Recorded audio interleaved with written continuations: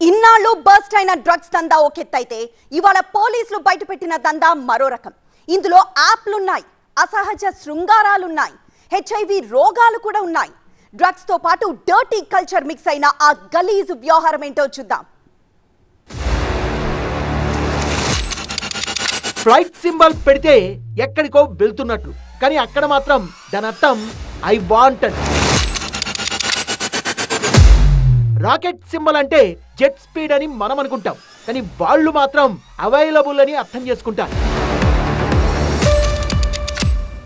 పావురం సింబల్ అంటే ఎగిరిపోవడం అని మనకు తెలుసు, వాళ్ళు మాత్రం ఆన్ ద వేగా హ్యాపీగా ఫీల్ అవుతుంటారు.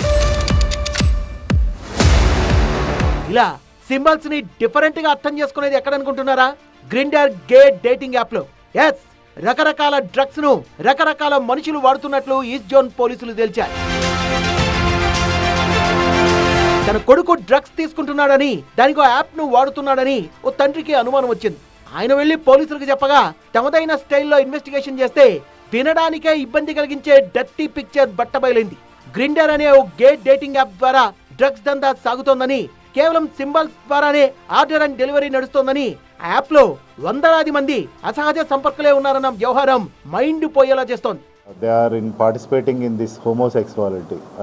Gay to gay sex, that is same sex.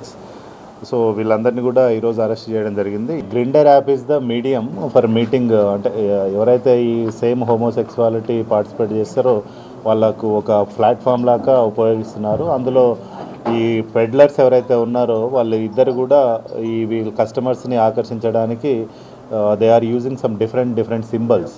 Drugs అంటేనే గలీజ్ వ్యవహారం.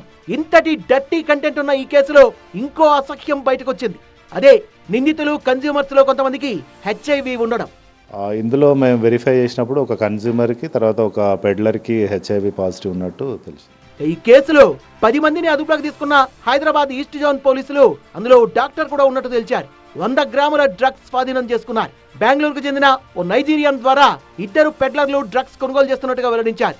గ్రాము 10,000 రూపాయలకు కొనుగోలు చేసి హైదరాబాద్ లో 15,000 రూపాయలకు అమ్ముతున్నట్టుగా తెలిపారు. ఇంటర్నేషనల్ లెవెల్లో గ్రిండర్ యాప్ వ్యవహారం నడుస్తోందని విచారణ ముమ్మరం చేశామన్నారు పోలీసులు.